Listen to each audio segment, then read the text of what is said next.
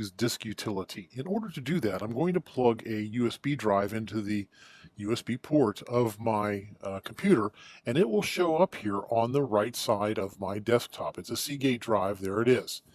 Now, if yours doesn't show up when you plug it in, make sure that in the Finder menu, which is really called the application menu if we're going to be particular, right? That you're showing up hard drives and external disks. All of these have check marks on them, and then that disk will show up. Let's talk about Disk Utility now. You can go in the Finder to the Go menu and select Utilities. In the Utilities folder, you will find a program called Disk Utility. In the past, what we've talked about with Disk Utility is selecting a drive and repairing the permissions. This is something you should be doing once a week, once a month, at some interval that's comfortable for you. It'll do good things for your computer, and you can actually notice it if it's been a while since you've done it. Well, in Disk Utility, this drive also shows up, but there's a bunch of stuff that we can do with it. We can erase the drive. We can partition the drive, which is similar to erasing. You can put it into a RAID, or you can restore what was previously on the drive from a backup. We've talked about these things in first aid, repairing the disk and repairing permissions. But I want to talk about these two items, erasing a disk and partitioning a disk. Now this drive, this disk drive that I've used, is the same drive that I've used to do a backup on this computer previously.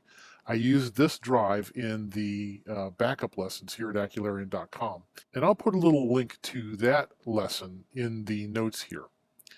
When you're erasing a drive, there's a couple things that you can choose here in the format. Most of these you will not want to use. Just this first one, Mac OS Extended Journaled. You don't want to do encrypted. You don't want to do case sensitive. You don't want to do case sensitive journal encrypted. All right. If you will be using the drive that you are going to format on a PC, a Windows machine, choose one of these two formats, preferably this one, MS-DOS FAT. What that does is it erases the drive and it formats it so the Windows machine can recognize it and use it. Windows machines don't recognize and can't use Macintosh formatted drives or disks, okay? So you've got to format disks that are going to go back and forth with this MS-DOS format. Macintoshes for years have been able to read Windows formatted disks. So if you're going to go back and forth, use this. You can title the disk. Once you've done that, you can give it a name, a backup, some kind of thing, whatever you want. And then you would click the erase button. Are you sure you want to do this? Not right yet, we don't. I want to point out something else. While this is the disk drive, this is the hardware of the disk, this is the volume, the guts, the technical, the digital aspects of the drive. And you can see it's a 1 terabyte drive, right? You can have some different options down here, like erase this free space. And what this does is it writes ones and zeros, probably ones. Does it say here?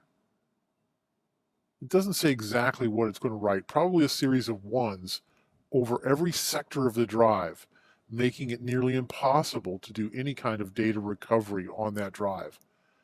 If you're getting rid of your computer and you're not going to use the hard drive anymore, you store it yourself. It's a great backup. Or if you don't want to use that drive anymore, a hammer.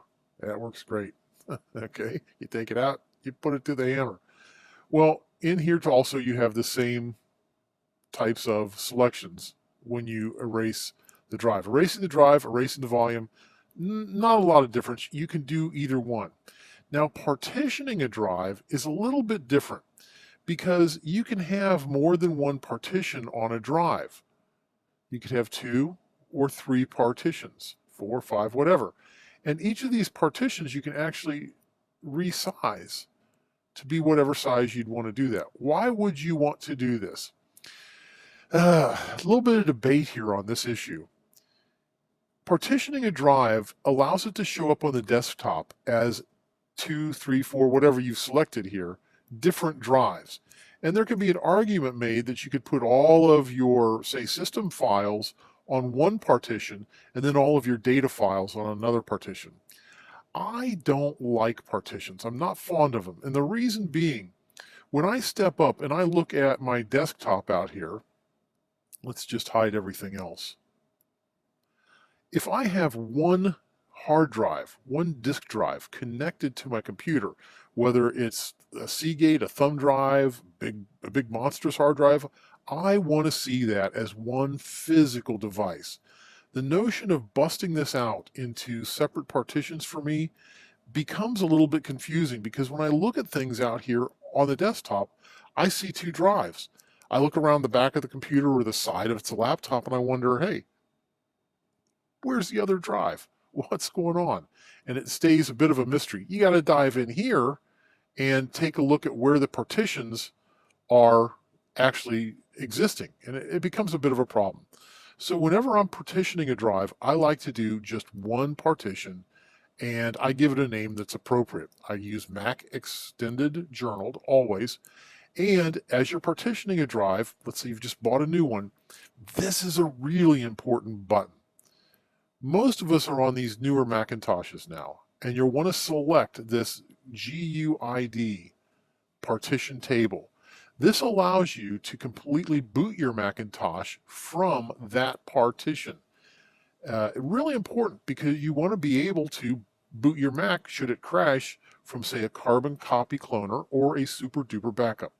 These two pieces of software, again, I'll put links to them here in the notes, allow you to make an exact clone of your hard drive. Really important. What that means is you can be back up to work instantly instead of having to completely recover your hard drive from, say, a Time Machine backup. So having this ability to back up is really great. Now, if you've got an older Macintosh, you're going to want to use this Apple partition map. It's for the PowerPC. Most of us don't have those anymore, so I probably encourage you to be up here using 10.4 or later. That's the caveats there. And then you would simply click apply. It's going to ask you a second time, are you sure you want to do this? And if you say partition, it will go ahead and partition the drive and make it as if it is brand new, ready to go out of the box.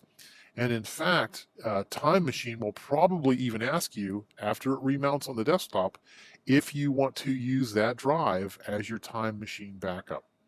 This is important to know, because as we purchase drives from wherever, Best Buy or Apple or whoever, when you purchase a drive, you're going to come home, you're going to plug it into your computer. You want to be able to know that that drive is going to work on your Mac, on your PC, whatever your needs are. And you're going to want to know that it's formatted properly for a Mac to be used as a backup drive. When you purchase a drive, normally out of the box, they're going to be set up as a Windows drive. And if you're on a Mac, you probably don't want that. It's okay, but I kind of prefer having my Macintosh talk to the Macintosh formatted style of disk. Well, that's our tutorial on how to use Disk Utility.